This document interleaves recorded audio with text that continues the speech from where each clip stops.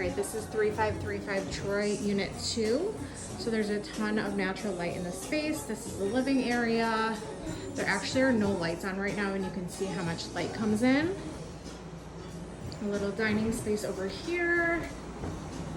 We got the kitchen with stainless steel appliances, including the dishwasher and the microwave.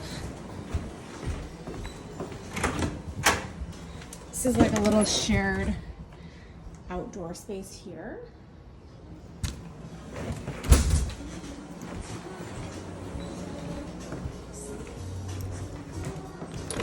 This coat closet is actually pretty deep. You can fit a lot of stuff in here.